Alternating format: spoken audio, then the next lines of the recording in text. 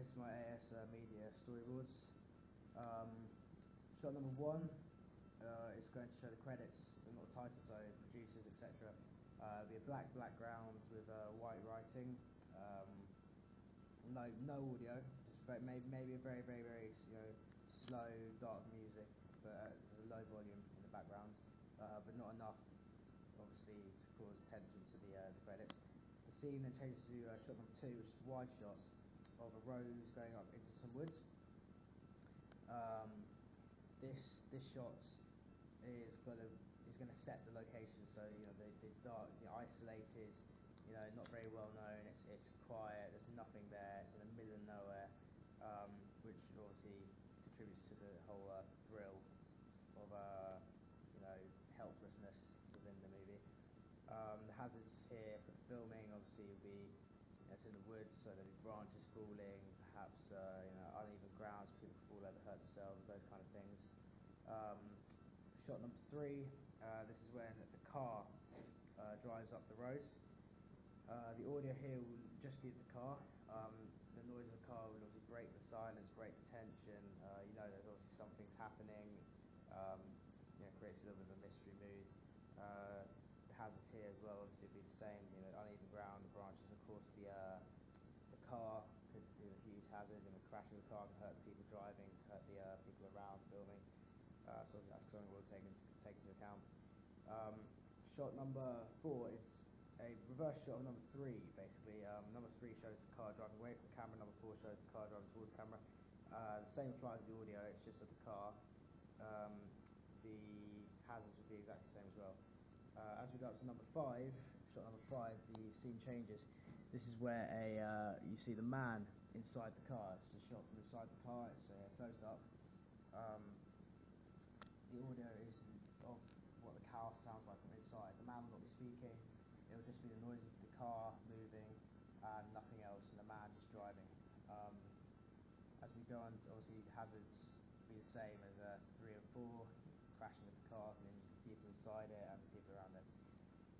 As we move on to shot number 6, it's a close-up of the man turning on a radio. When he turns on this radio, it will come up, we're going to turn on so it comes up as BBC One or Capital, so it is when people watch it looks like a real radio station. As we go down to the next shot, number 7, we see that you cannot see the name of the radio station on the player, so what we're going to do is between shot 6 and shot 7, we're going to switch and put in a CD, and the CD will be playing the pre-recorded radio broadcast that we've already got. So people will think that it's been, it is actually Radio 1, this has been spoken of Radio 1, but actually it's a CD that we've simply put in between shots. As we go on to shot number 8, it's simply a different view of the guy as he's listening to the radio broadcast.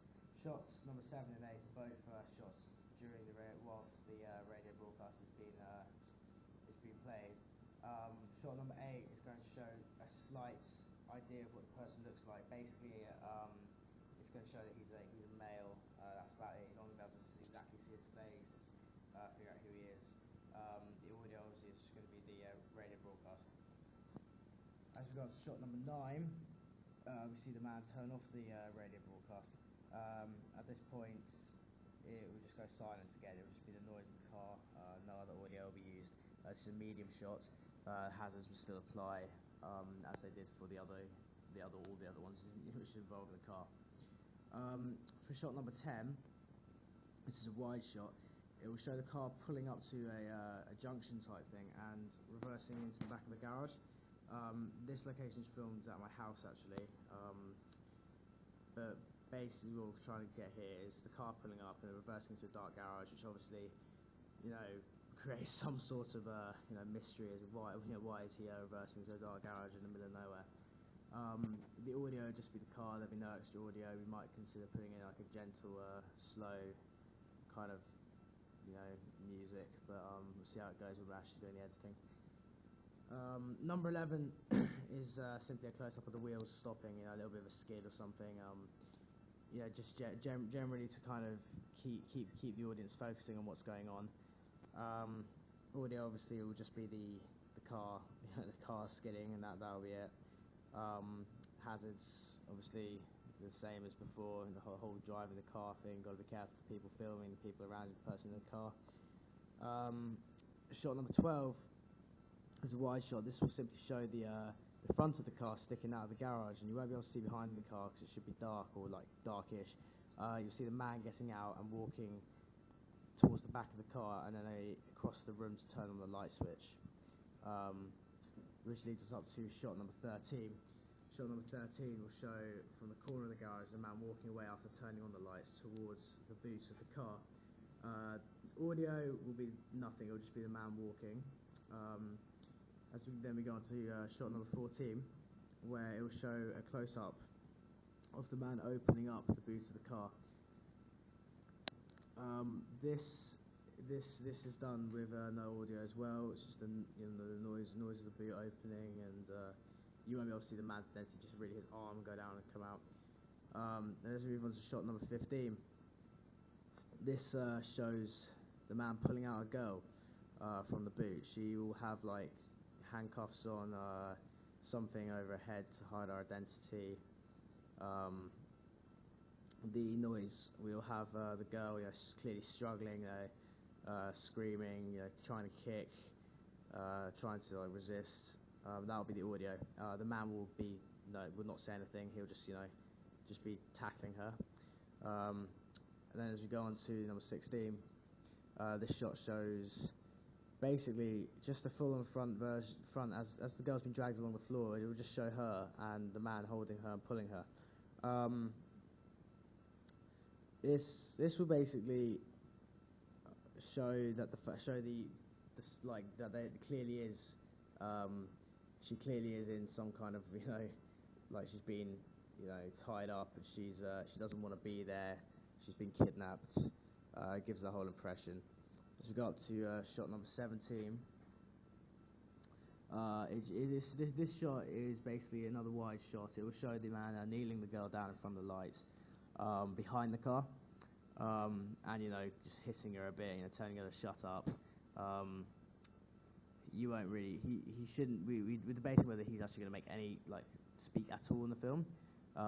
Thinking if he doesn't speak at all, then it might create more of a mystery as to who he is. So if he doesn't tell her to shut up, he'll just give her a few pushes and stuff to make it obvious that he isn't being friendly to her. As we go to shot number 18, this shows him walking back towards his car to the open door. You will not see the girl in this shot. It will just be the man. The audio will be without anything. It will just be the noise of the man walking.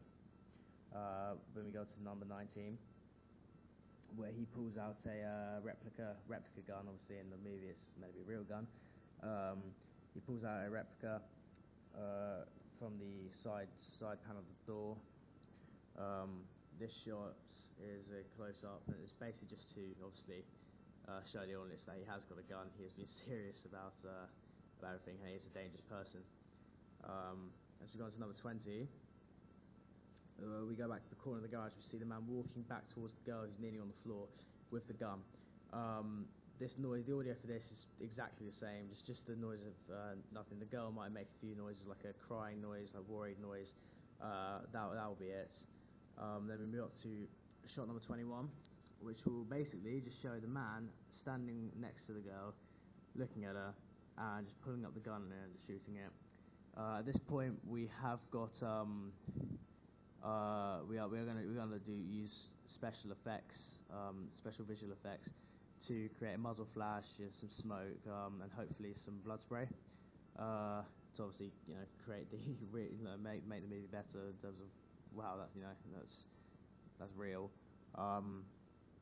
At this point, you'll see the guns flash, you'll see the blood spray, you'll hear the gunshots, and then before the body hits the floor, it will cut out to black. There'll be nothing on the screen, just black, and then we'll have you'll hear the body hit the floor, but there won't be any visual evidence of it hitting the floor. It'll just be a black screen, and you hear the body hit the floor. Then we're going to have some sort of audio music come into play. where the title of the movie Perfidious is going to come up onto the screen. After that, it's displayed for a few seconds. We're going to go on to a few clips of just pictures associated with the film. So missing posters of random girls to associate this other missing girl with them.